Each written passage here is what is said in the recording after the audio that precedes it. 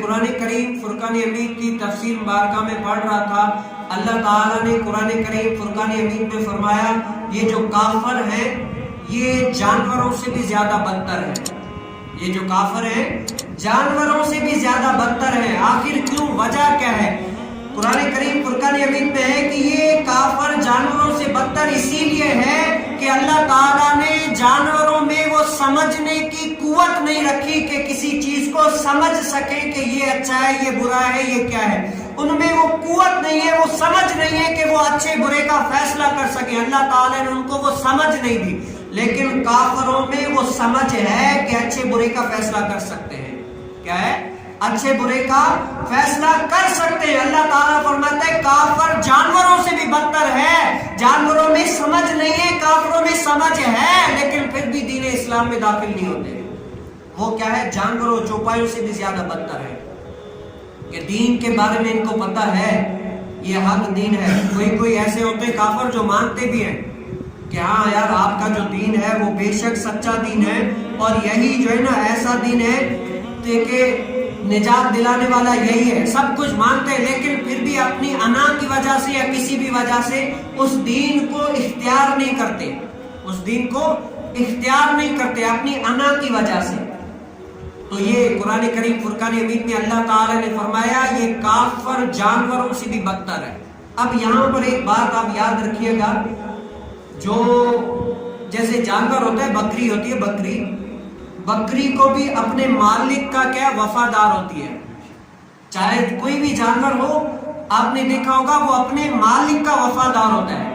جیسا اس کو مالک ہانکے گا کہے گا ویسا ہی وہ جو ہے نا کرے گا۔ بکری بھی اتنی یعنی وفاداری ہوتی ہے۔ تو یہ کافروں کے لیے آیت ہے، لیکن ہم آج مسلمان ہیں، بتاؤ میں اور آپ اللہ تعالیٰ کے ساتھ کتنا مخلص ہیں، اپنے نبی کریم صلی اللہ علیہ وسلم کے ساتھ کتنا مخلص ہیں، ان کے دین پر شریعت پر کتنا عمل کرتے ہیں۔ وہاں پر وہ بکری بھی اپنے مالک کی وفادار ہوتی ہے۔ میں اور آپ مسلمان ہیں، ہم نے کلمہ پڑھ لیا، اپنے اللہ تعالیٰ کو مان لیا، رسول کریم صلی اللہ علیہ وسلم کو مان لیا، صدق کے دل سے مان لیا، لیکن بتاؤ کہ میں اور آپ وفادار کتنے ہیں؟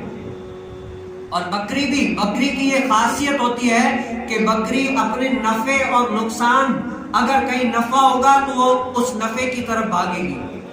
دیکھیں نا آپ، اگر یہاں پر جیسے مسجد میں ہمارے پھول ہیں تو اگر دروازہ کھلا ہوا ہو تو دیکھیں بکری کے اندر سبزہ ہے، پھول ہے، درخت ہے، اگر دروازہ کھلا ہے کوئی روکنے والا نہیں ہے تو کیا ہے؟ بکری کا فائدہ ہے۔ بکری کہاں دوڑے گی؟ ان پھولوں کی طرف دوڑے گی، اس گھاس کی طرف دوڑے گی، کیوں؟ اسے کوئی روکنے والا ہے نہیں، تو وہاں کیا کرے گی؟ اس کا اس میں فائدہ ہے کہ کھائے لے، وہ دوڑے گی اس طرف، کیوں؟ اس بکری کا فائدہ ہے۔ ہاں اگر دیکھے کوئی بندہ بیٹھا ہوا ہے لاٹھی لے کر تو بکری کیا دیکھ کر چلی جائے گی، اس کو پتا ہے سامنے بندہ بیٹھا ہوا ہے، اگر میں اندر گئی تو مار کھاؤں گی۔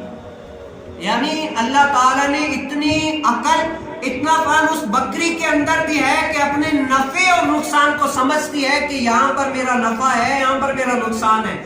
لیکن آج جو مسلمان ہیں ان سب کو پتا ہے کہ کن کاموں میں میرے لیے نجات ہے، کن کاموں میں میں پھنس جاؤں گا، کون سا کام میرے لیے اچھا ہے، کون سا کام میرے لیے برا ہے، کیا میں جو کام کر رہا ہوں وہ اچھا بھی ہے یا برا ہے۔ سب کچھ انسان کو پتا ہوتا ہے کہ یہ کام میرے لیے خراب ہے، مصیبت ہے، نقصان ہے اس میں، لیکن پھر بھی کیا کرتا ہے انسان؟ اس کے پیچھے ہی چلا جاتا ہے۔ آپ کس کو نہیں پتا کہ نماز پڑھنا ثواب کا کام ہے، چھوڑنا گناہ کا کام ہے، سب کو پتا ہے، لیکن پھر بھی بھاری تعداد میں لوگ نماز چھوڑ ہی رہے ہوتے ہیں نا۔ ان کو یہ پتا ہے کہ نماز پڑھنا اچھا کام ہے، چھوڑنا برا کام ہے، سب کچھ پتا ہے، لیکن کیا ہے؟ اپنے پاؤں پر خود ہی کلاڑی مارتے ہیں۔ کیا ہے؟ اپنے پاؤں پر خود ہی کلاڑی مارتے ہیں۔ اب چور کو پتا ہے کہ میں جو چوری کر رہا ہوں وہ خراب کام ہے، لیکن پھر بھی چوری کرتا ہے۔ وجہ کیا ہے؟ وہ اپنے پاؤں پر خود ہی کلاڑی مارتا ہے، اللہ کے حکموں سے اپنے آپ کو خود ہی نکالتا ہے۔ اللہ تعالیٰ نے جو حدود قائم کیے ہیں، جو حدیں قائم کی ہیں، اللہ تعالیٰ کی وہ حدوں کو خود بخود توڑ رہا ہے اللہ تعالیٰ کے عذاب کا مستحق ہونے کے لیے۔ اور اگر اللہ تعالیٰ کے عذاب کو کوئی بندہ ہلکا سمجھتا ہے نا، علماء فرماتے ہیں وہ ایمان سے نکل جاتا ہے۔ اگر کوئی اللہ تعالیٰ کے عذاب کو ہلکا سمجھتے ہیں، ہاں ہو جائے گا، تھوڑا بہت عذاب ہوگا، مسئلہ نہیں ہے، سہ لیں گے یہ وہ، علماء فرماتے ہیں ایسا بندہ دائرہ اسلام سے خارج ہو جاتا ہے۔ آپ بتائیں کہ جو بندہ رب کا ہو کر رب کی نہ مانے، جو بندہ رب کا ہو کر رب کی نہ مانے، وہ بتاؤ بندہ کیسا ہوا؟